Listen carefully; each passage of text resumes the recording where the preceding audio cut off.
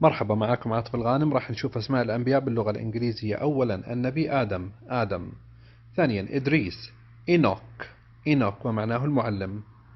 نوح، نوى سفينة نوح، نوى آرك. هود أو إبر في بعض الأحيان، ولكن الأشهر هود. صالح، مثوسالة. لوط. ولاطة في اللغة العربية معناها التصق. وكان النبي إبراهيم عليه السلام وهو عم النبي لوط شديد الالتصاق والمحبة بالنبي لوط عليه السلام. إبراهيم النبي إبراهام ومعناه أبو الكثير, the father of many. إسماعيل، إشميل وهو ابن السيدة هاجر ومعناه الرب سيسمعك. إسحاق، آيزاك وهو ابن السيدة سارة ومعناه الضحك. يعقوب، جايكوب أو جاكوب، ولكن الأشهر جايكوب ومعناه الخليفة، وله أخ توأم اسمه إيسو ومعناه الصلب أو المشعر. يوسف، جوزيف وهو ابن السيدة راحيل ريتشل ومعناه العزيز، وله أخ شقيق اسمه بنجامين. شعيب، جثرو وهو أرسل إلى أصحاب الأيكة في مدين. أيوب، جوب يقال أن والدته هي إحدى بنات النبي لوط. وصبر أيوب باللغة الإنجليزية the patience of Job. ذو الكفل، إزكيل ومعناه القوي بالله أو ملك الجماعة، وتم استخلافه من قبل النبي اليسع.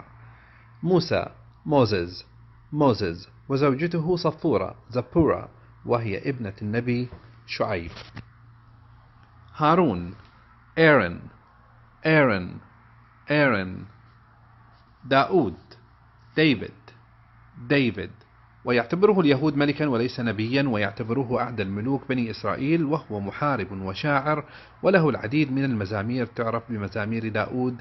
والمزمار معناه الحمد والتسبيح والتمجيد لله، وديفيد معناه المحبوب. سليمان، سولومون وبالعبرية سلومو أو شلومو، وهو ثالث ملوك بني إسرائيل. إلياس، إليجا ويقال أنه من سلالة هارون. اليسع،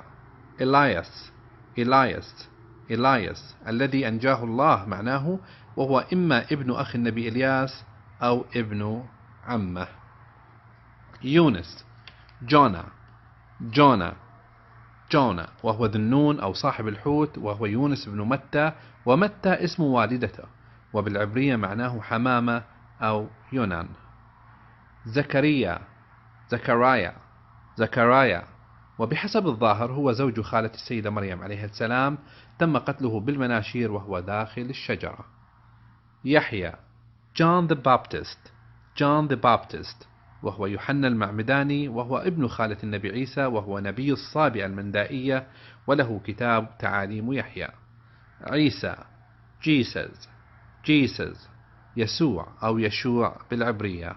وأخيرا نبينا محمد عليه وعلى آله أفضل الصلاة والسلام، محمد، وهو آخر أنبياء الله وأفضلهم. تحياتي لكم، عاطف الغانم.